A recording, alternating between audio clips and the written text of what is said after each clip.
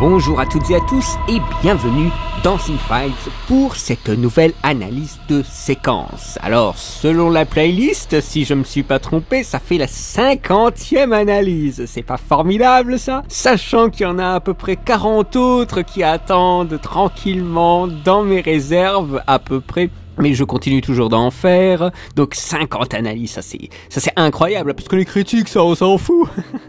Mais non, mais sérieusement, c'est vraiment très bien ce qui se passe là, quand même 50 analyses, il y a beaucoup de choses très diverses, et bah aujourd'hui, encore une chose très différente de ce que vous avez vu avant, c'est-à-dire une analyse d'un dessin animé, mais pas n'importe lequel, Fievel au Far West, donc le deuxième volet des aventures de Fievel, sachant que le premier c'était Fievel et le Nouveau Monde, donc Fievel au Far West sorti en 1991, une analyse de séquence, une séquence chantée. Grande nostalgie avec ce film. Alors je pense quand je vous disais que vous aussi vous l'avez sûrement vu, c'est quand même un gros classique. Il est passé plus de fois à la télé que le premier. Et il faut dire aussi que ça ne se fait plus trop aujourd'hui, ce genre de film. Un film très ancré dans un genre particulier et aussi un film qui ne montre pas forcément des Américains ou des choses comme ça. Parce que là, on parle des Souriskevits, voilà, qui vont partir à la découverte de l'Amérique. Ils vont leur arriver plein d'aventures, notamment à Fievel. C'est très guimauve. C'est aussi très nuancé avec le méchant Chatterton. Donc c'est aussi la découverte du rêve américain sous une autre forme que le premier volet. Ici, vraiment, c'est le Far West. J'ai envie de dire que c'est même plus fort que Disney dans un certain sens, qui est cité dans la vidéo. Et c'est une séquence chantée qui est aussi en VF. Je vous dis ça parce que c'est très important ce qui se passe avec cette vidéo, c'est que quand moi j'avais regardé le film plus récemment, il y a eu un doublage qui est français, qui est le même, mais aussi un rechantage, c'est-à-dire qu'ils ont enlevé la VF pour le chant et ils ont mis la VO. Alors, dites-moi si dans votre DVD de ce film-là, vous entendez au chant la VO ou la VF. C'est très important pour moi parce que moi, j'ai pris une version comme ça, bien sûr, sur le web, illégalement. Mais peut-être que j'étais tombé sur la version québécoise ou je ne sais pas. Mais est-ce que, si vous avez le DVD, je vous en prie, répondez-moi s'il vous plaît, la VF est présente dans les séquences chantées. C'est très important parce que là, ça voudrait dire que tout ce qui a été fait en VF pour le chant, ça n'existe plus. Peut-être dans le Blu-ray, ce serait formidable s'il y avait un Blu-ray et qu'il l'avait gardé. Ce sont des enjeux très importants là. Ce sont des enjeux de son et d'archives aussi, parce qu'il y a des gens qui se sont creusés le cul quand même pour traduire les paroles et après faire du chant en VF. Et là, c'était absent dans la version que j'ai eue. Donc moi, ce que j'ai fait, avec un copain, on a branché des câbles tout bizarres et on a digitalisé une cassette pour sauvegarder ça. Mais c'est quand même un truc de malade. Non, mais voilà, au point, il faut faire ça, quoi, carrément. Non, mais c'est un peu fou, ça. Ça, c'est horrible. C'est vraiment horrible. Et cette vidéo, donc cette 50e analyse, c'est ce qui m'avait donné envie de faire, bien plus tard, le travail que vous avez eu pour Le Roi Lion. Vous savez, Le Roi Lion, DVD, Blu-ray, cassette, je compare les sons particulièrement, donc dans une analyse que vous avez déjà eue dans la chaîne, elle date un petit peu, hein. N'hésitez pas à regarder les playlists. Ce film, c'est un peu le bordel, mais c'est clairement un film très intéressant. L'analyse de séquence date, bien entendu, elle date de été 2012. J'avais déjà fait 50 analyses en presque un an, c'est quand même un peu fou. Là, j'ai quand même ralenti la cadence parce que c'est plus compliqué maintenant. Mais voilà, c'est une bonne analyse, bien sympathique. Vous avez le lien dans la description de la vidéo. Bien entendu, vous le savez très bien parce que c'est très difficile avec les droits d'auteur. Alors, j'essaie de me protéger avec des liens YouTube ou Vimeo, mais encore Vimeo, je me méfie vraiment beaucoup parce que je mets aussi beaucoup de chroniques pour Mister Cool, donc les fameuses chroniques de Mister Cool sur Vimeo, et voilà, il commence à y en avoir beaucoup.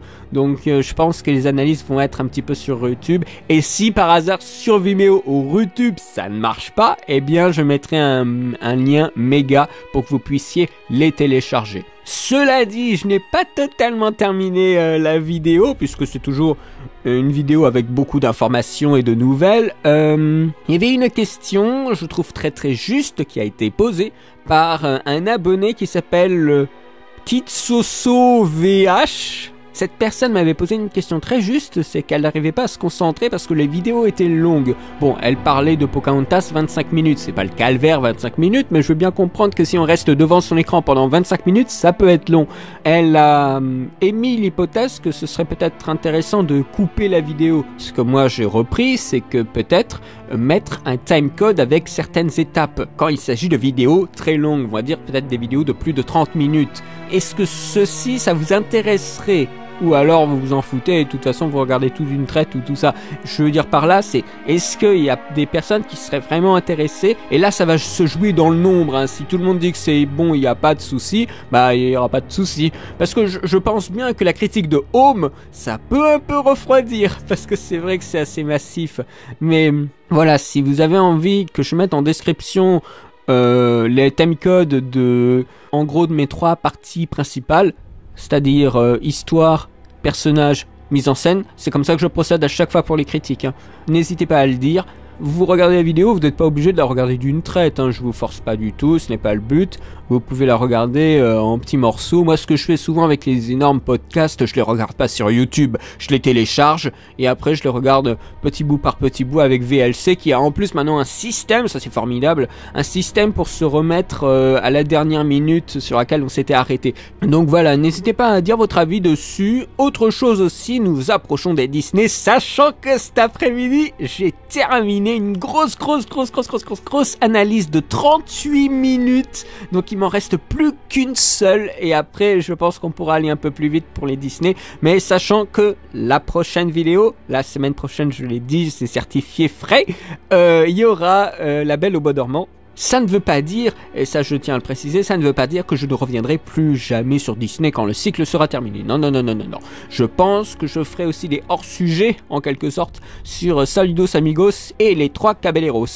Donc ces films recueils, c'était pas vraiment des longs métrages, hein, mais ils étaient en fait destinés en Amérique du Sud pendant la Deuxième Guerre mondiale.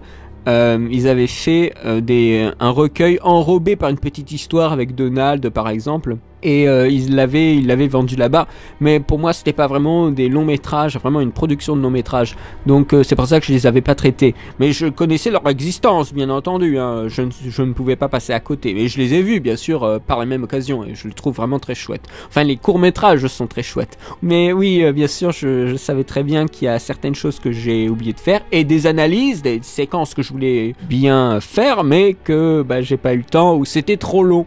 Hein, et j'aurais dû encore retarder davantage le cycle. Alors là, non, là, c'était... J'ai quand même tiré sur la corde, là. Je vous rappelle qu'on est en juin 2015 et que j'ai commencé Disney en 2013. En 2013! Non, mais voilà, ça fait presque... Mais à 10 jours près, ça fait presque 2 ans que je suis dessus. C'est quand même un peu dingue. Non, mais je crois que vous êtes tous d'accord avec ça. Et moi qui pensais le faire en un été, en 2013, j'étais un peu tombé sur la tête, hein. Mais c'est tout à fait normal de penser ça, on s'en rend pas compte bien entendu. Mais voilà, il y a plein de choses qui vont se passer. Je souhaiterais aussi peut-être avoir votre avis, quoique c'est un peu inutile, mais je veux quand même vous demander, est-ce que ça vous intéresserait une vidéo de conclusion dans laquelle il y aura peut-être une vidéo où je ferai une sorte de top. Alors, quand je dis une sorte de top, c'est pas vraiment un top, parce que ça on s'en fout de faire des tops. Ouais, je vais faire un top.